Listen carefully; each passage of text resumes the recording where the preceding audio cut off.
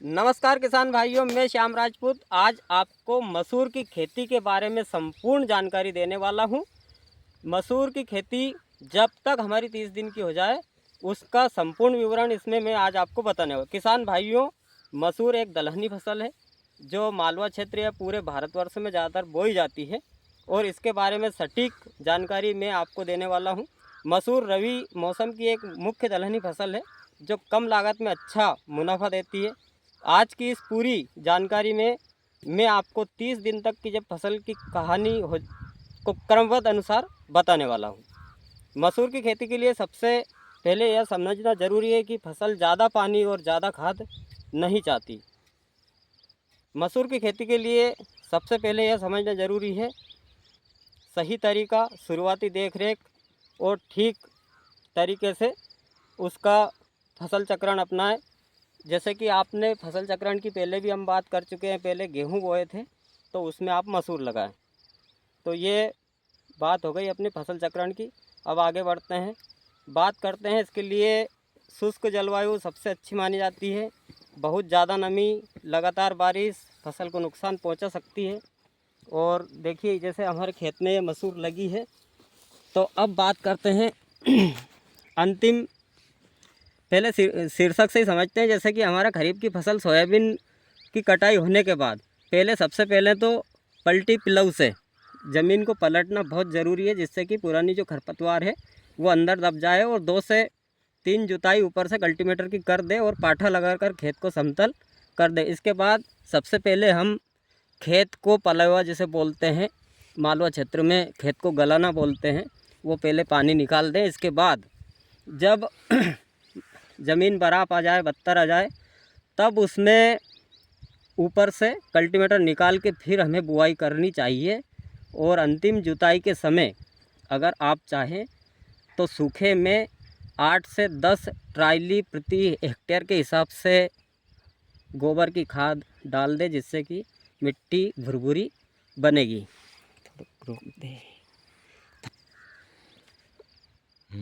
आप हमेशा ध्यान रखें कि आपको ताज़ी गोबर की खाद कभी नहीं डालनी चाहिए, क्योंकि इसमें रोग बढ़ जाते हैं और कीट बढ़ जाते हैं। आपको हमेशा, जैसे कि पहले हमारे बुजुर्ग आषाढ़ में ही क्यों खाद डालते थे, ऐसा भी हमने वीडियो बनाया था। आषाढ़ में ही खाद डालने से क्यों फ़ायदा होता है, ये सारी जानकारी हमारे वीडियो पर आपको पहले से उपलब्ध है। किसान भाइयों, अगर आप चाहें तो आषाढ़ के महीने में ही गोबर की खाद को डालें। आप केंचुआ खाद बाद में खेत तैयार करते समय डाल सकते हैं। अब बुआई की बात करते हैं। बुआई ज़्यादातर लास्ट अक्टूबर में और प्लस आपको है जो 1 नवंबर, मतलब नवंबर के पहले सप्ताह में बुआई करनी चाहिए। बुआई से पहले बीज को हमेशा उपचारित करना बिल्कुल ना भूलें।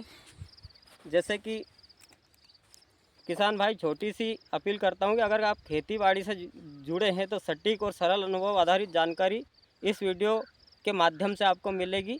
तो वीडियो को शुरू करने से पहले आप वीडियो को लाइक करें, चैनल को सब्सक्राइब करें और जानकारी अपने किसान साथियों को शेयर करें, जिससे कि सभी को लाभ हो सके। अब बुआई की विधि के बारे में बात करते हैं। हमेशा कतार में ही बुआई करना चाहिए, सीडील के माध्यम से।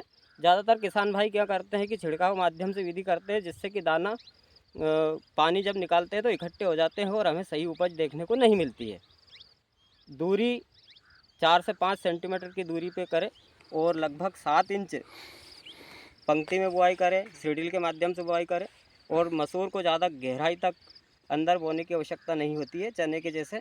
तो खाद और उर्वरक की बात करते हैं, दलहनी फसल है इसलिए ज़्यादा नाइट्रोजन की आवश्यकता नहीं होती है।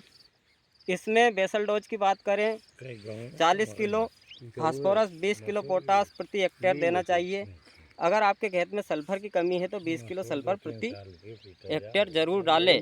इससे शुरुआती बढ़वार आगे चलकर दाने का भराव बेहतर होता है। अब बात करते हैं बुआई में के पहले 30 दिनों की देख रेख, जो कि मसूर की इस बार हम बना रहे हैं। फिर 30 से 60 दिन की अवस्था के कंडीशन का फिर एक वीडियो आपको बाद में बना कर देने वाले हैं। बुआई से 7 से 10 दिन के अंतर से खेत का अंकुरण देखें। इस समय खेत में नमी बनी रहनी चाहिए, लेकिन पानी भराव नहीं होना चाहिए। अगर खेत में पर्याप्त नमी है तो सिंचाई की आवश्यकता नहीं है। 10 से 15 दिन की अवस्था में पौधे छोटे होते हैं। इस समय खरपतवार तेज़ी से बढ़ते हैं। अगर इस समय खरपतवार को नहीं रोका गया तो आगे चलकर यही खरपतवार फसल को पोषण छीन लेते हैं। इसलिए बुआई के तुरंत बाद पेंडिमेथाइल दवाई 1 लीटर प्रति हेक्टेयर की दर से आप छिड़काव कर सकते हैं। मतलब जैसे 72 घंटे वाली दवाई हम बोलते हैं, उसे आप थोड़ा और कम ही मात्रा में मेरे हिसाब से ऊपर से छिड़काव करें, जिससे कि खरपतवार आपके नहीं उगेंगे। और अब बात करते हैं 20 से 25 दिन की अवस्था पर। अगर मसूर के पौधे अपनी जड़ें मजबूत बना लें, इस समय पौधे को हल्का हरा होना सामान्य, लेकिन बहुत ज़्यादा पीले अगर दिखाई देते हैं तो पोषक तत्वों की इसमें कमी है। इसलिए पहले पानी के साथ आप माइक्रो न्यूट्रिएंट्स का या तो स्प्रे कर दें या फिर अपने खाद में मिलाकर डाल सकते हैं। अब बात करते हैं सिंचाई। मसूर में पहला पानी सोच समझ कर देना चाहिए। शुरुआती 30 दिन में अगर खेत में नमी बनी रहे तो सिंचाई बिल्कुल ना करें। ज़्यादा पानी देने से जड़ सड़न और उकटा रोग का खतरा बढ़ जाता है। अगर ज़मीन बहुत हल्की है और नमी बिल्कुल ख़त्म हो गई है तो हल्की सिंचाई करें। इस शुरुआती अवस्था में रोग और कीट का नज़र रखें।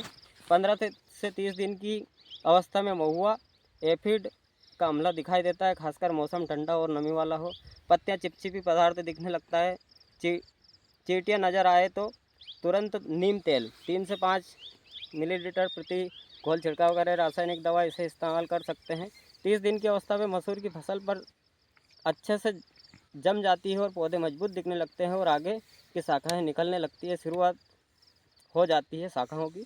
अगर इस समय खेत साफ है, पौधे स्वस्थ है, नमी संतुलित है, तो समझ जाइए कि मसूर की खेती की नींव मजबूत है। अगर आगे चलकर यही मजबूती नींव जब फूल और फल ज़्यादा फलियाँ और अच्छा उत्पादन देगी।